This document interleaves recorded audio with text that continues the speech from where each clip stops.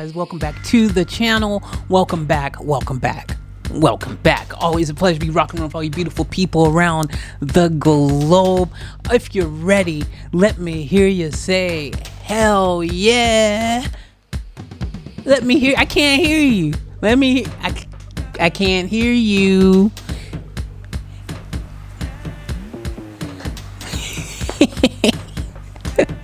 I don't know. Anyways, guys, I hope you're doing good. I hope you're having a good weekend. I hope you're getting some downtime, just a moment to get back to yourself a little bit, a little R&R action. It's really important to remember in the hustle and bustle of life to do that. It's so vital, and it's really, really like a game changer for yourself when you do take that time. Go sit in the park, listen to the birds, go take a drive in the mountains. There's so many different things you can do that can really just give you that kumbaya moment, and you should do it. Remember to do it every now and then. Allow yourself to reboot and refresh. The best thing you could ever do for yourself. Anyways, we're back with another reaction request. This one is again some more Tim Minchin. And this one is called If You Really Loved Me. This is courtesy of Marcus. Thank you, Marcus, for the reaction request. And with that being said, we're diving right in. Without further ado, from me, from Marcus, all of you, Tim Minchin, If You Really Loved Me. Let's get off tap. So after winning yet another award, this time at the Aspen Comedy Festival, The Sweet Love of Mr. Tim Minchin.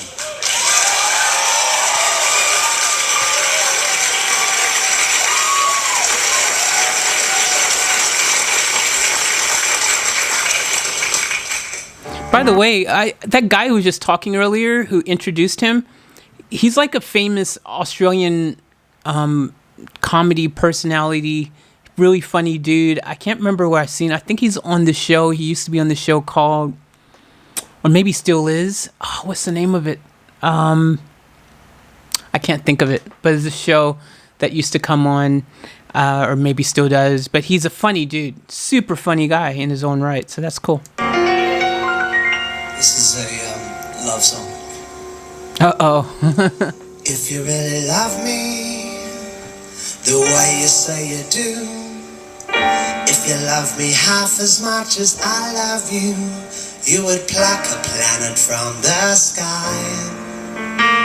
You would use a star to dot the I.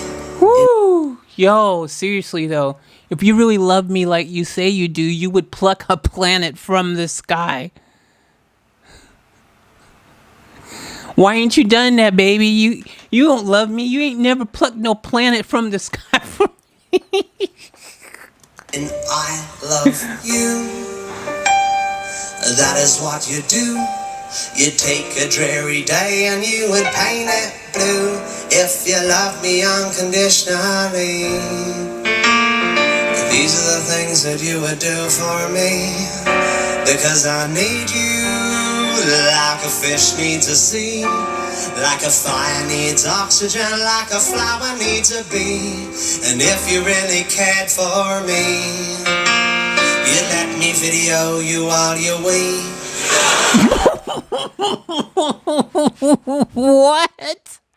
What? Okay.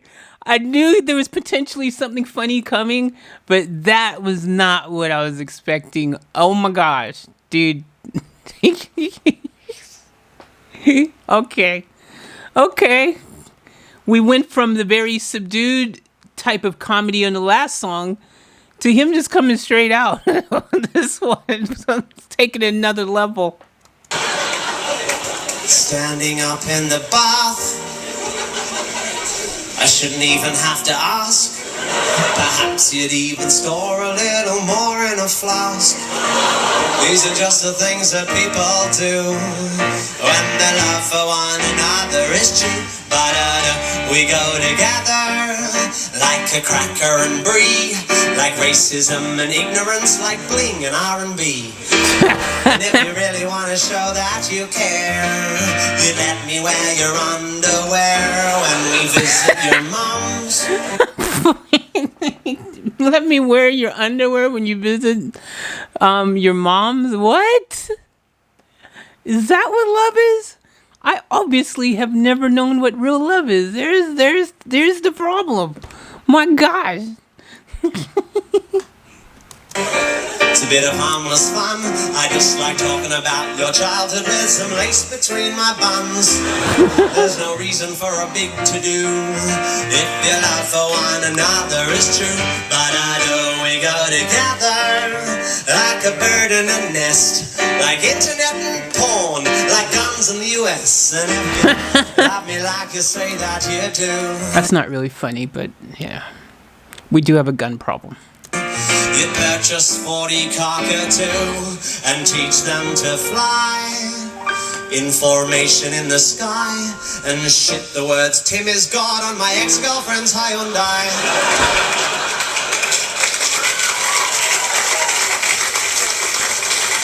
Sure, it might be easier with doves, but shirking challenges is not what love's all about.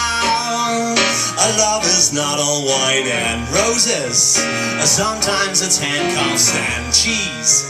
And no one said love is for free. And if you agree with that, you'll sing me passages from the Koran, wearing nothing but a Bob the Builder hat to the tune of Waltzing Matilda. I just love the combination of Islam, nationalism, and Builder. Where did he just go with what the freak? He just going like that on this one. What?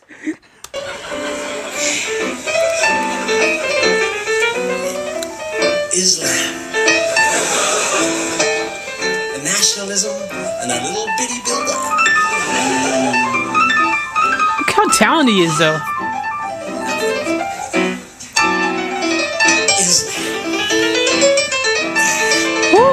Aussie, and Bob the fucking Builder.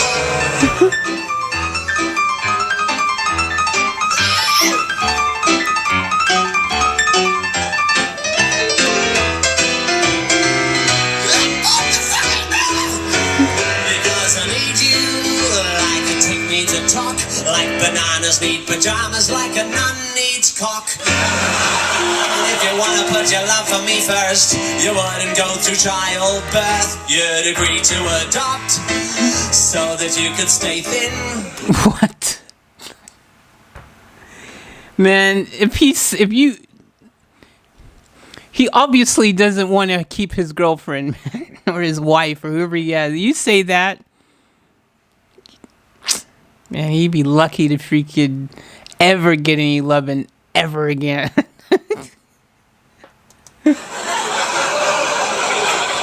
We'll get a Chinese kid, it could teach us Mandarin, and communists don't make as much noise, and they're really good at sharing their toys, because I dig you like an Aussie digs pies, like born again stick Jesus, like Aussies really do love their meat pies, man. If you guys, after the pandemic, you guys have to come to Australia. Their meat pies are crazy, dude. They're so good. Oh my gosh. I've actually just a little bit of an addiction to those pies whenever I have them. So I try not to have them because when I have them, it's hard to break the habit again. Like, it is really hard for me to get them out of my system again because they're just so good. Oh my gosh, you have no idea. I'm gonna do have I done one? I don't think I've done a Aussie pie reaction, a mukbang, or anything like that on any of my channels. I don't think I've done a food review of Aussie pies. Guys, I will do it one day. I will go and drive. There's a place about 3 hours away from me. It's a bit of a drive. Yeah, about 3 hours, I would say, depending what time of the day. And they've got the best meat pies, Aussie style pies in the country. I don't know, I haven't been to every meat pie place in the country, but it's well regarded as being the best. Definitely the best in Queensland, the state I'm living at the moment, without a doubt, hands down, really good. And there's a drive-in movie theater too, so in that area, so I could go there afterwards and watch a movie in the drive-in, which would be very cool. I have to plan it right, though, you know what I mean? Because it's just a topic for another day. I've gotten distracted. Anyways, yeah, we'll do that another day. We'll talk about another day. Let's continue this. Jesus, Doug, guys. And if you love me unconditionally, you do my tax return for me, cause it's way overdue. And I just don't know. I guess I'm self-employed, but do I still pay as I go? And does the threshold apply to me? And should I register for GST? And if you love me unconditionally. For you guys that don't know, GST in Australia is like the goods and service tax. That's what it stands for. And so it's just basically you go to a store and, you know, if they're charging GST in that store, then it's 10% on top. I think it's 10%. Yeah, I'm pretty sure it's 10%. So instead of it being $1.90, you add 10% to that.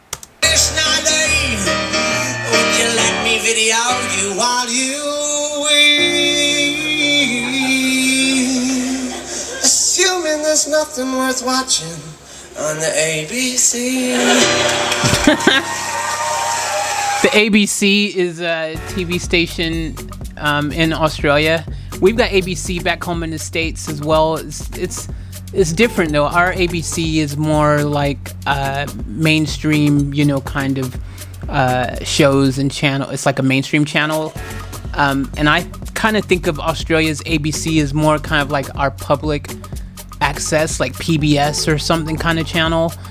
I mean, they do have some, you know, actually do have some mainstream stuff here and there every once in a while, but generally speaking, they're kind of more of that government. The image is more of like the public channel, you know, that kind of channel image. To me, I don't know. It's not like the mainstream channel where you've got like all your freaking dope shows and stuff, you know, like NCIS or whatever. I don't know why I use that as an example of a dope show. Just the first thing that popped in my head, but y'all get what I mean. Anyways, this dude can freaking make anything humorous, and it's really a talent this guy has. It's really super good. I enjoyed this one. I felt like, you know, he actually took this to that comedic edge. You know, it's like, is this politically correct to even say edge? Which is refreshing to see, because I just think comedy has become so like a bit guarded, you know, in modern times. I think a lot of people are afraid to just go out and just understand that, hey, look, I don't mean this, don't take it personally, it's not meant to be offensive, it's just comedy. And a lot of people are starting to take these things too serious, and it starts becoming this issue of political correctness, and you know what I mean. So it is really awesome to actually just kind of have a comedian just go ahead and blur the lines a little bit, you know, and not absolutely be afraid to just be funny in the moment without someone complaining that it's gone too far. Do you know what I mean? Which I'm not pro or anti or saying I'm for or against. I'm not picking a side here. I'm just saying I just appreciate this for what it was. You know, it was meant to be funny. This guy is funny and he's very talented, and the way he puts it all together, it works. He's got this magic formula that just is so suited to how he presents the content he does. I really enjoy it. So shout out to Tim Minchin, shout out to Marcus, shout out to all of you. And guys, as always, remember to live each one to the fullest. Keep it off tap out.